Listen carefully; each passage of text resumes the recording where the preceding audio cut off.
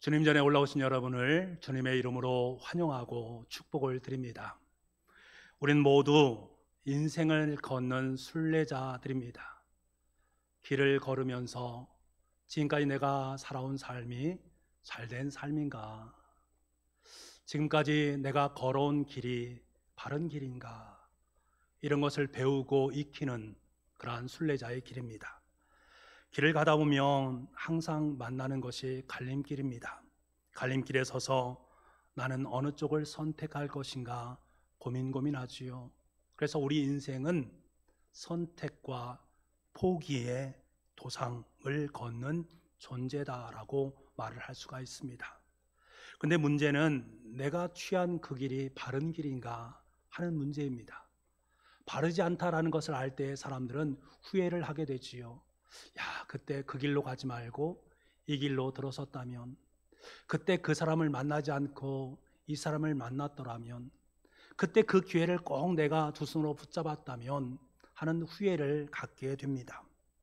어떤 사람은 말을 합니다. 난 후회 없는 삶을 삽니다.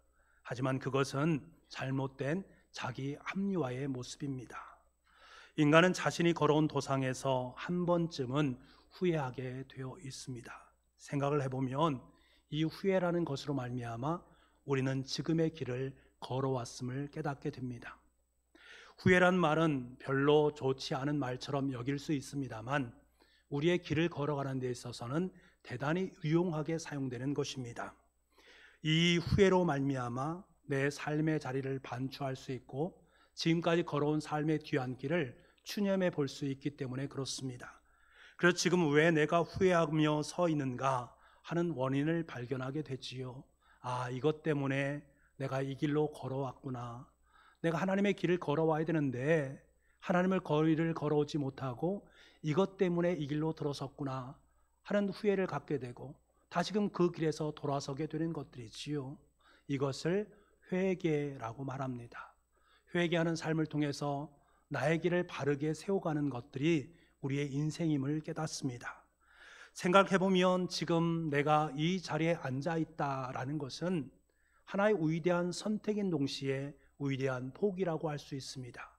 예배를 선택하기 위해서 저와 여러분은 이 자리에 온 것처럼 그 무엇인가를 부차적으로 포기하는 것들로 말미암아 이 자리에 있을 수 있는 것이지요. 예배에 참석하기 위해서 세상으로 나아가고 싶은 욕망들 그리고 시간들을 포기해 버린 것입니다. 대신에 하나님의 시간과 하나님의 보호자를 선택했습니다.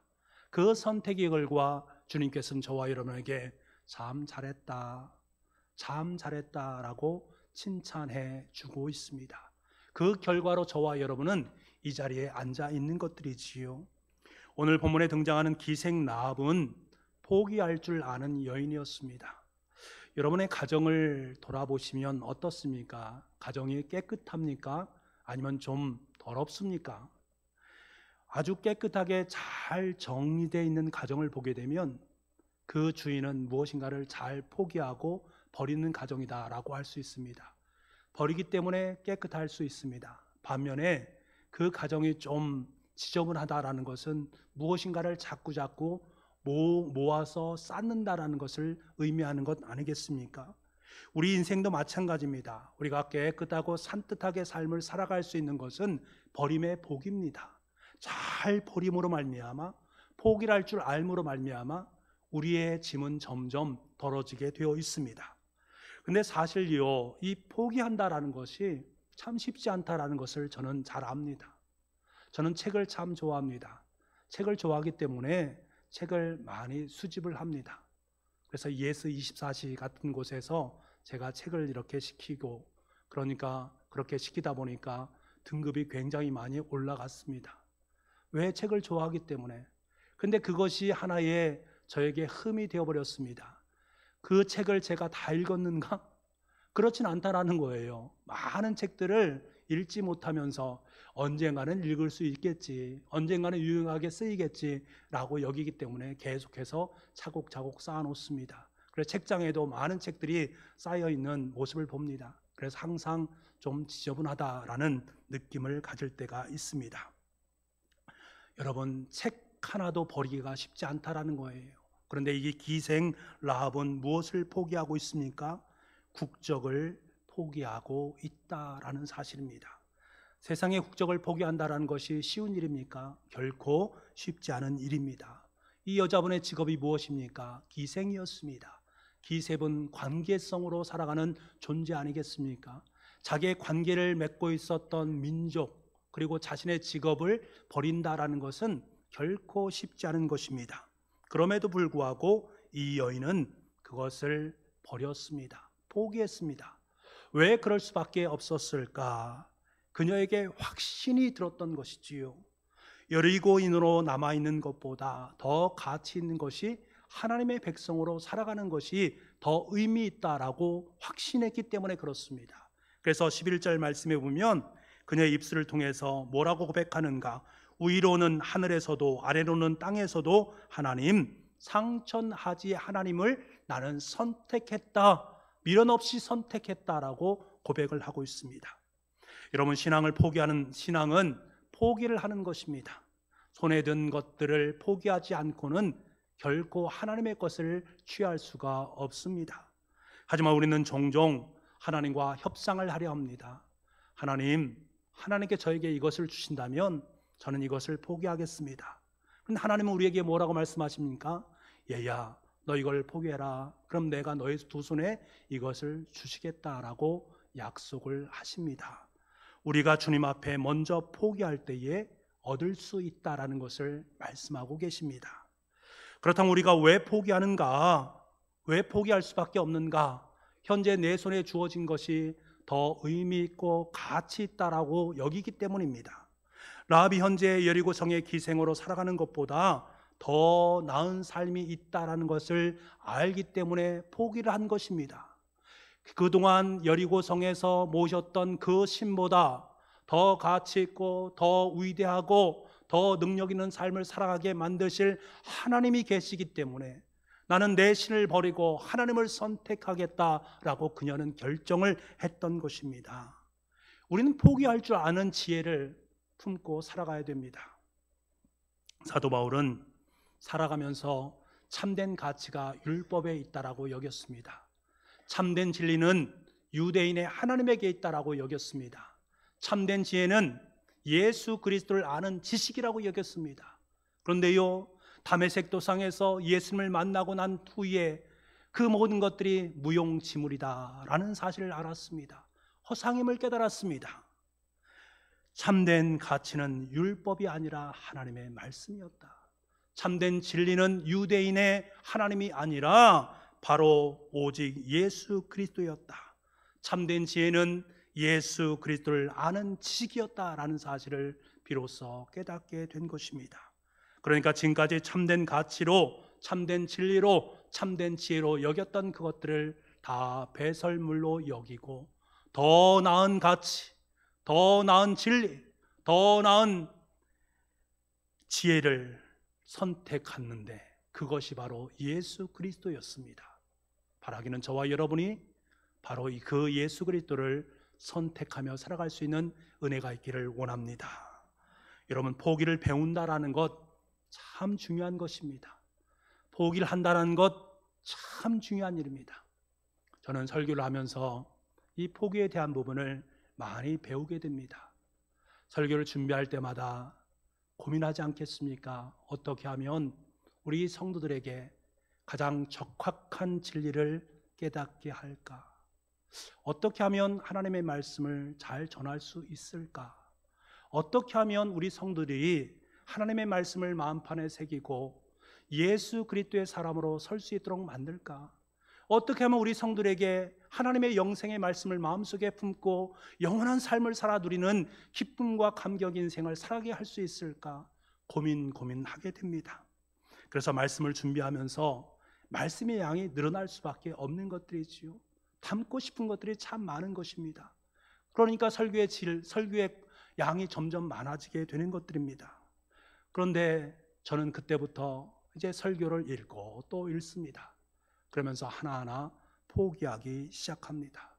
설교문을 줄여가는 작업을 하는 것들이지요. 어떤 때는 정말 이 말씀은 꼭 필요해 라고 여기면서 정작 주일 새벽에 나와서 그 말씀을 다시금 읽을 때에 이것이 정말 정확한 말씀인가? 이건 내 자의적인 해석 아닌가? 하는 생각이 들 때에는 가차없이 포기를 합니다. 어떤 때는 일부 예배를 마치고 난 다음에 이 말씀 아닌 것 같아 라고 얘기하면 또 가차없이 포기를 합니다. 여러분, 우리가 하나님 앞에 포기할 것이 과연 무엇이 있습니까? 정말 내가 하나님 앞에 포기하지 못하는 것이 무엇입니까? 어떤 분은 그것이 시간일 수 있고, 어떤 분은 자존심일 수 있고, 어떤 분은 자식일 수 있고, 어떤 분은 금전적인 문제일 수 있습니다. 도저히 이것만은 내놓을 수 없다라고 내 손으로 움켜쥐는 그것이 분명히 있습니다. 그러면 어떻게 되어집니까? 그것의 노예가 될 수밖에 없습니다. 금전이 없으면 내가 살 수 없어. 그래서 금전을 모으기 위해서 열심히 최선을 다하면서 살아가자 보니 정작 하나님이 보이지 않는 것입니다. 그것을 성경에서는 우상이다라고 말하면서 우상을 숭배하지 말라라고 우리에게 명령하고 계십니다. 여러분, 포기하십시오. 포기를 통해서 더 나은 가치, 더 복된 가치인 예수 그리스도를 얻으실 수 있기를 원합니다. 그로 말미암아 영원한 구원의 역사, 하나님의 영원한 영생의 삶을 살아 누릴 수 있는 저와 여러분 될 수 있기를 간절히 소망을 합니다. 여러분, 포기는 버리는 것이 아닙니다. 포기는 참된 진리를 선택하는 것입니다. 라합은 포기를 통해서 참된 진리를 획득했습니다. 라합에게 기회가 왔습니다. 공교롭게도 이스라엘의 정탐꾼이 자기 집으로 들어와서 묵게 됩니다. 그때 라합의 집에 자기 동족이 쳐들어옵니다. 그러면서 정탐꾼들을 내놓아라 라고 윽박을 지릅니다. 이스라엘 정탐꾼들을 내어놓으면 정탐꾼들은 죽게 됩니다. 그리고 자신도 얼마 지나지 않아서 이스라엘 민족의 칼에 죽임을 당할 수밖에 없습니다. 반대로 만약 숨겨주었다가 동족에게 들키면 더 이상 동족의 손에 의해서 살아날 수가 없습니다. 더 빨리 죽게 될 수밖에 없는 것들이지요. 진퇴양난의 갈등 속에 놓여 있습니다. 무엇을 선택하는데 그 선택이 쉽지만 않습니다. 정말 어려운 갈등의 상황에서 라합은 자신에게 주어진 기회를 선택을 했습니다. 그 기회는 바로 하나님이었습니다. 하나님을 선택했고 그를 통해서 그는 자신과 가족이 구원을 받게 되었습니다. 순간적인 선택은 라합의 삶을 바꾸어 놓았고 그 가족의 삶을 바꾸어 놓았습니다. 선택이라는 것이 이렇게 중요한 것입니다. 여러분, 하늘의 지혜로 선택을 해야 됩니다. 신앙인은 바른 것을 선택할 줄 아는 존재들입니다. 그런데 여러분, 우리가 곰곰이 생각해 볼 때에 이 선택의 기준점이 과연 어디에 있는가 하는 문제입니다. 내가 선택하긴 하는데 이 선택의 기준이 과연 어디에 있는가? 예전에 저희 아들이 과자를 참 좋아합니다. 근데 과자를 저에게 줄 때가 있어요. 기적 같은 일이 벌어질 때가 언젠가. 과자보다 더 달콤한 초콜릿이나 아이스크림이 자기 손에 주어졌을 때는 자신이 먹고 있던 과자보다 더 그것이 귀하다라고 여기기 때문에 저에게 과자를 넘겨줍니다. 제 아이들의 모습을 보면서 그렇구나, 더 달콤하고 더 맛있는 그 기준이 자신에게 있구나, 본능에 있구나, 자기 중심적 관점에서 내가 지금 필요한 그것을 취하는 것이 어린 아이들의 모습이구나. 그런데 어린 아이들만 그런가? 그렇지 않다라는 것입니다. 우리 어른들도 그런 경우들이 있다라는 거예요. 예수 그리스도를 믿음으로 고백하는 사람들 중에도 본능에 따라 살아가는 사람들이 있다라는 것입니다. 여전히 선택의 기준은 자신의 욕구 만족에 있다라는 것들이지요. 자기들이 취한 것, 그것을 보면서 기뻐하면서 하루하루를 살아가는 사람들이 있다라는 것입니다. 하지만 여러분, 정말 그것이 바른 선택일까? 모든 것을 이룬 것일까? 아니다라는 것들입니다. 그분은 반드시 지금보다 더 나은 그 무엇인가를 선택하고 움켜쥐기 위해서 수고하며 애쓰며 살아갈 수밖에 없습니다. 잠시의 기쁨과 감격은 있을 수 있지만 그것은 영원할 수 없다라는 것들이지요. 그래서 또 다른 선택을 위해서 몸부림치는 인생을 살아갈 수밖에 없습니다. 이것을 바른 선택이다라고 말할 수 없는 것이지요. 성경 우리에게 너무나도 분명하고 선명하게 말씀해 주고 있습니다. 이것이 우리에게 중요한 것이 아니다. 인간의 육신의 본능으로 살아가는 것, 그것이 중요한 것이 아니라 그 너머에 있는 그 무엇이 중요하다라는 것을 일깨워 주고 있습니다. 만약 라합이 육신의 요구에 선택을 했다면 그는 정탐꾼들을 자시 민족에게 고발을 해야 했습니다. 그렇게 되면 어떻게 됩니까? 그는 민족의 영웅이 되는 것들이지요. 하지만 그녀는 그것을 포기해 버렸습니다. 왜? 라합의 선택 기준은 자신의 욕망에 있는 것이 아니었기 때문에 그렇습니다. 욕망 너머에 있는 진리, 하나님, 그것이 그녀에게 선택의 기준점이 되었기 때문입니다. 여러분, 포기와 선택은 불가분의 관계 속에 놓여 있습니다. 어떤 것을 포기한다라는 것은 바로 어떤 것을 선택한 것을 의미합니다. 그렇다면 우리가 선택하고 포기하는 것은 무엇을 의미하는가? 곰곰이 생각해 보면 그 속에 바로 우리의 우선순위의 문제와 직결되어져 있다는 것을 깨닫게 됩니다. 사실 우리는 하루하루 삶을 살아가면서 내가 취한 우선순위에 따라서 삶을 살고 있습니다. 내가 정말로 좀 더 가치 있고 의미 있다라고 여기는 그것을 우선순위에 두고 그것을 먼저 행하고 난 다음에 다른 것들 하나하나를 부차적으로 일하는 것이 우리들의 모습 아니겠습니까? 나름대로 자신의 노하우를 가지고서 그렇게 일을 합니다. 내가 생각하기에 지금 내가 선택한 그것이 나를 행복하게 하고 더 복되게 만들어 갈 것이다 라고 여기기 때문에 그것을 우선순위에 놓고 그것을 취하게 되는 것입니다. 그런데요, 성경은 자신의 욕망에 따라 살아가는 그 삶, 욕망을 통해서 우선순위화된 그것에 대해서 철퇴를 가하고 있다는 사실을 알아야 됩니다. 에베소서 2장 1절부터 3절 말씀인데요, 우리 이 말씀을 현대인의 성경을 통해서 같이 한번 읽어보도록 하겠습니다. 우리 같이 한번 읽겠습니다. 시작. 영적으로 죽었던 사람들입니다. 전에는 여러분이 세상의 악한 길을 따르고 하늘 아래의 영역을 지배하고 있는 마귀에게 순종하며 살았습니다. 이 마귀는 현재 불순종하는 사람들 가운데에서 활동하는 영입니다. 우리도 전에는 그들과 같이 우리 육체의 욕심대로 살며 육체와 마음이 원하는 대로 하여 다른 사람들과 마찬가지로 본래부터 하나님의 노여우심을 살 수밖에 없었던 사람들이었습니다. 우리가 인간의 본능에 따라서 우선순위를 정하면서 살아가는 그 사람들에게 성경은 뭐라고 말하는가? 세상의 악한 길로 들어선 삶, 마귀에게 순종하는 것이요 육체와 마음이 원하는 대로 살아가는 인생이다 라고 말씀합니다. 실은 내가 성공이라고 여겼던, 정말 가치 있다라고 여겼던 그것들이었는데 하나님께서 보시기에는 형편없는 것들이다 라고 진단하고 계시다라는 사실입니다. 여러분, 하나님께서 말씀하시는 최상의 우선순위, 그것을 갖기를 소망하지 않습니까? 그것을 선택하고 그것을 제일 먼저 행하는 은혜가 우리 가운데 있어야 되지 않겠습니까? 그렇다면 그 기준점, 그 순위를 어떻게 정할 수 있을까? 우리에게 신앙의 본을 보여주시는 예수 그리스도의 말씀을 보면 됩니다. 예수님께 우리에게 분명하게 그 기준을 말씀해 주셨습니다. 첫째는 하나님을 사랑하는 것이요, 둘째는 이웃을 사랑하는 것이다.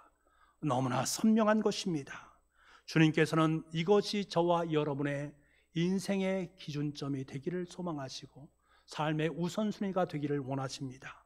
내가 삶을 살아가면서 어떤 것을 포기하고 선택한 것일까를 결정할 때에 내 욕심이 먼저 일어서려고 할 때에 누르라는 것입니다. 대신에 하나님의 사랑과 이웃 사랑으로 하나하나 살펴보라는 것입니다. 이것을 먼저 하나님께서 나에게 원하시는 것이구나, 이것을 먼저 취하라는 것입니다. 그럴 때 다른 것은 부차적인 것이 될 수 있고 그 모든 것은 하나님께서 다 이루어 주실 것이다 라고 약속해 주고 있습니다. 사랑하는 여러분, 여러분에게 삶의 우선순위는 무엇입니까? 여러분의 가정 속에 정말로 삶의 우선순위가 무엇입니까? 혹여 어떻게 하면 더 많은 시간을 투자해서 더 좋은 것을 얻을까? 어떻게 하면 좋은 사람 만날까? 어떻게 하면 성공할까? 어떻게 하면 아름다운 집을 살 수 있을까? 어떻게 하면 나의 삶 속에 내 욕구를 더 채워줄 것인가? 여러분, 이런 부분에 함몰되는 것, 그러한 부분이 여러분 가운데 있다면 다시 한번 생각을 해보시기 바랍니다. 물론 이런 것들이 잘못되었다라고 말하는 것이 아니에요. 정말로 필요한 것들입니다. 그런데 문제는요, 우리는 세상 사람과 다르다라는 거예요. 저와 여러분은 세상 사람들과 다른 예수 그리스도의 사람입니다. 예수 그리스도의 사람이고 예수님을 주님으로 모시고 살아가는 저와 여러분이기에 세상 사람들과 똑같은 길을 걸어갈 수 없다라는 것입니다.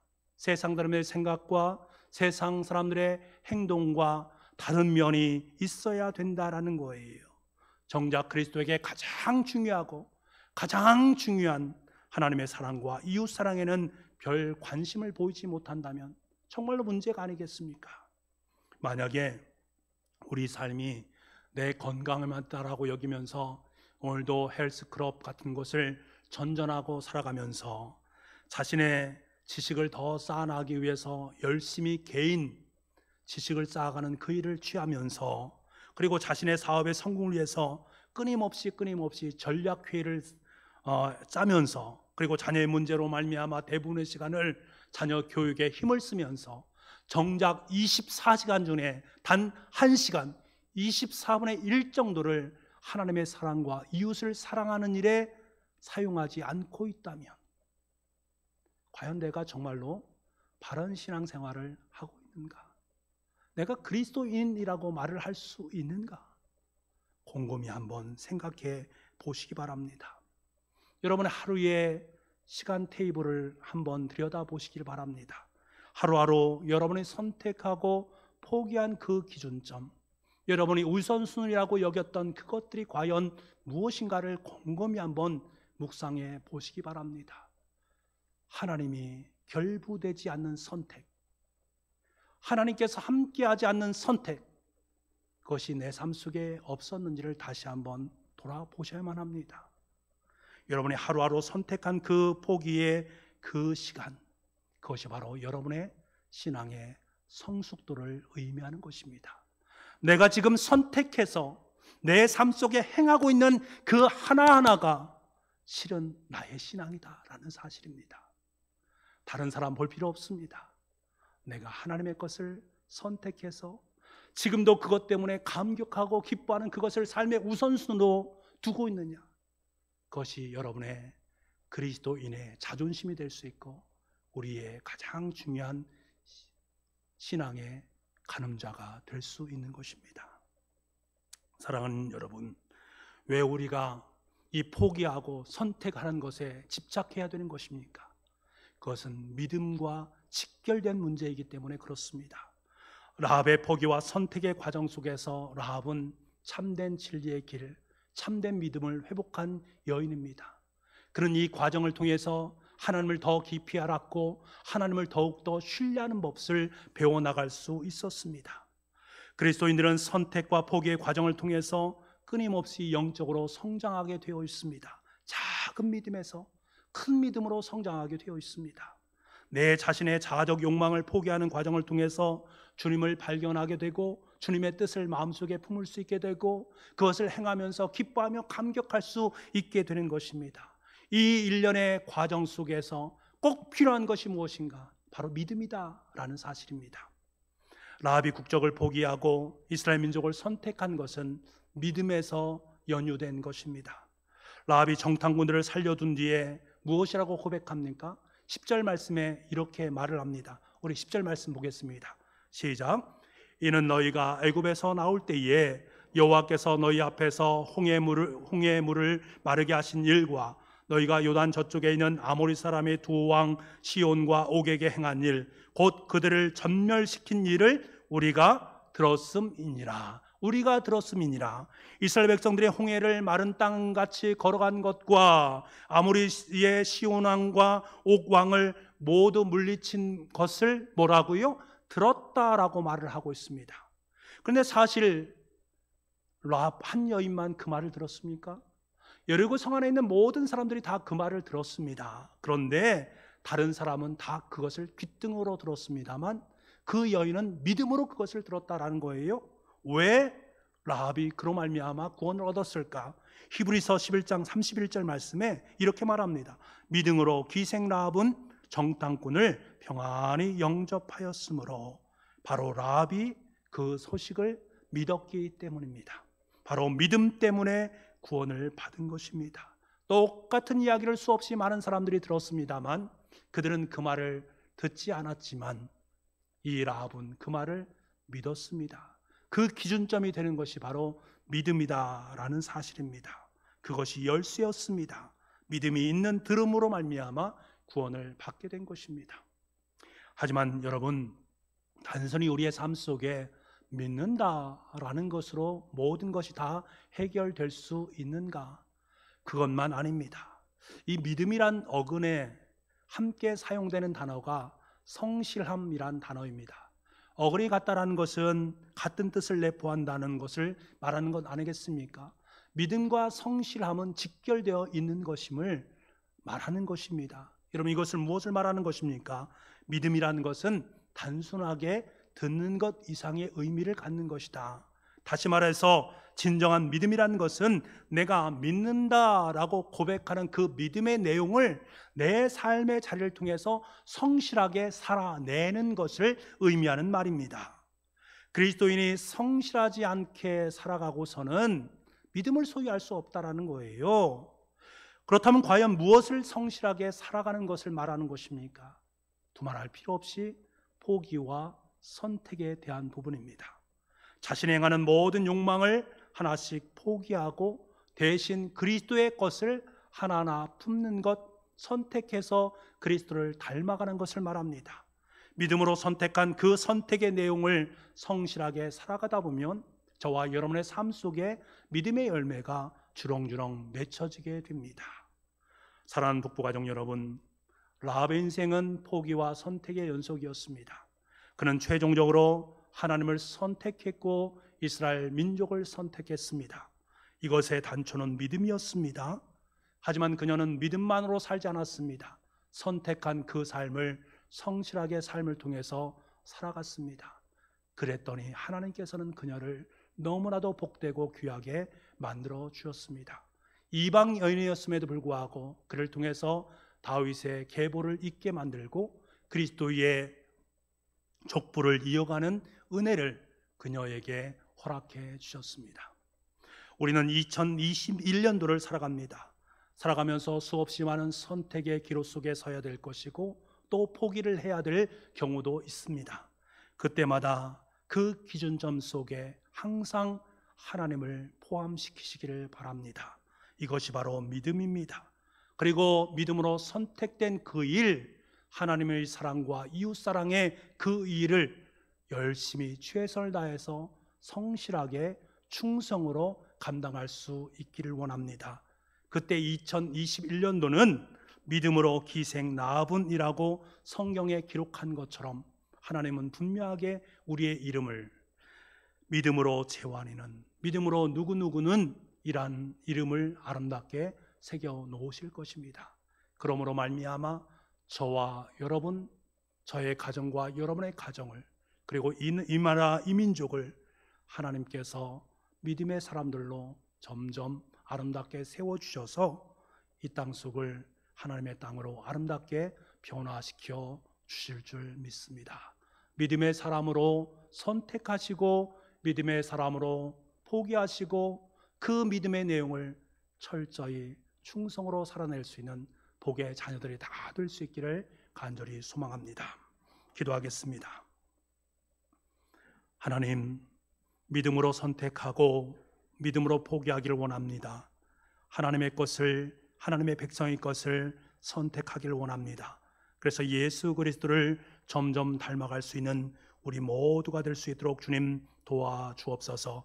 믿음의 귀한 계보를 아름답게 이어갔던 기생 라합의 모습처럼 우리도 예수 그리스도의 아름다운 계보를 이어갈 수 있는 복의 자녀, 은혜의 가정 될 수 있도록 주님의 손길로 축복하여 주옵소서. 모든 말씀을 예수님의 이름으로 기도하옵나이다. 아멘.